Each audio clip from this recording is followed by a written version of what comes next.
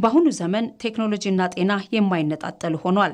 አርቲፊሻል ኢንተለጀንስ ከምርመራ እስከ ሕክምና ያለውን ሂደት በማቀላጠፍ የሰውን ልጅ ሕይወት የመታደግ አቅሙን እያሳየ ይገኛል።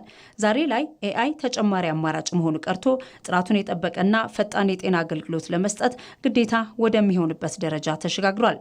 ኢትዮጵያም ይህንን ዓለም አቀፍ የቴክኖሎጂ ሞገድ በመቀላቀል የጤናው ዘርፍ ዲጂታል 2030 ራዕይን ለማሳካት በቁርጠኝነት እየሰራች ትገኛለች።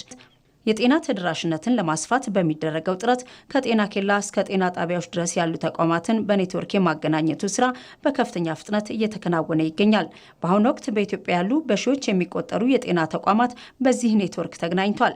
ይህ ትልቅ ስኬት የጤና ባለሙያዎችን የዕለት ተዕለት አሰራር ከወረቀት ንክኪ ነፃ ከማድረጉም በላይ መረጃዎች በአግባቡ ተደራጅተው ለውሳኔ ሰጭነት እንዲውሉ መንገድ ከፍቷል። ሌላው በተጨማሪ ኤአይ ኢኔብልድ የሆኑ በተለይ ሪሞት ኤሪያ ላይ አልትራሳውንዶችን በቅርቡ እንግዲህ በመንግስት በኩል ግዢ ተፈጽሞ ጤና ተቋሞቻችን በተለይ ጤና ኬላዎችና ጤና ጣቢያዎች ላይ ለማሰራጨት እየታሰበ ነው ያለው ማለት ነው። ኤአይ የምንለው ከጤናው ጋር ያለው ቁርኝት እንዲሁ በቀላሉ ብቻ የሚታይ ሳይሆን እጅግ አሁን ዓለም ላይ የደረሰችበትንም ቴክኖሎጂ ለመተግበርም ኤአይ ያስፈልጋል። ዓለም ሐኪም አሜሪካ ተቀምጦ በሽተኛ ህንድ ሆኖ አገልግሎት እያገኘ ነው በሮቦቲክ ሰርጀሪ ማለት ነው። ስለዚህ ይሄ ዓለም የደረሰበትን እድገት ምን ያህል የሚያሳይ ስለሆነ እንዲህ ያሉ አገልግሎቶችን በተለይ ወደ ሀገር ውስጥ አምጥቶ ለመስራት ሰፊ እንቅስቃሴዎችም እየተገኙ ነው። ቀደም ሲል የተጀመረው የቴሌሜዲሲን አገልግሎት አሁን ላይ በአርቲፊሻል ኢንተለጀንስ ታግዞ ተጠናክሮ ቀጥሏል። በቲቢ በሽታ ላይ ብሎም በሀገራችን ትልቅ ስጋት የሆነውን የጡት ካንሰርን አስቀድሞ በመለየት ረገድ በኤአይ የተደገፉ የሙከራ ስራዎች እጅግ ተስፋ ሰጪ ውጤቶች እያሳዩ ይገኛሉ። ይህም ቴክኖሎጂው እንዴት የሰውን ልጅ የመኖር እድል ሊያራዝም እንደሚችል ማሳያ ሆኗል። በተለይ የቲቢ በሽታ ኢንዴሚክ የሆኑባቸው አካባቢዎች ላይ ኤአይ አሲስትድ ኤክስሬ ማሽኖችን መላክ ችለናል። በተለይ አይኤችአርአይሱ ላይ ስናይ ስብጥሩንም እጥረቱንም ማየት የምንችልበት ትልቅ እድል ፈጥሮልናል።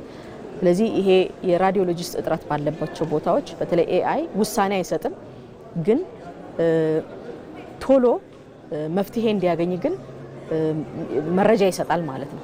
በቅርቡ ከአርቲፊሻል ኢንተለጀንስ ኢንስቲትዩት ጋር በጋራ በመሆን ማሞግራፊ ወይም ደግሞ የብረስት የጡት ካንሰርን ኢዚሊ ዲቴክት ማድረግ የሚቻልበትን ኤአይ ኢኔብልድ የሆነ ሶሉሽን መጥቷል።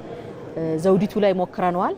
አሁን ስኬል አፕ በጋራ ለማድረግ እየሰራን ያለ ነው ማለት። ስለዚህ ኤአይ በጤናው ሴክተር ላይ የሚኖረው እምርታ ቀላል ተብሎ የሚታሰብም አይደለም።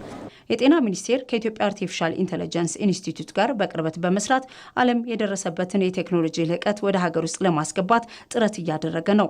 መንግስት ለዘርፉ የሰጠው ትኩረት ከፍተኛ ሲሆን በተለያዩ የሕክምና ዘርፎች ላይ የሚደረጉ የኤአይ ሙከራዎች የጤና አገልግሎት ጥራትን ለማረጋገጥ ወሳኝ ሚና እየተጫወቱ ነው።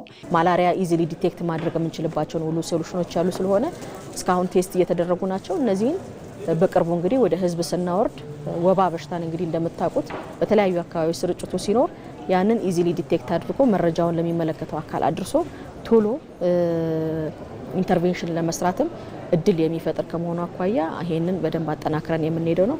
ኢትዮጵያ የጤና አገልግሎቷን በቴክኖሎጂ በማዘመን ላይ ትገኛለች።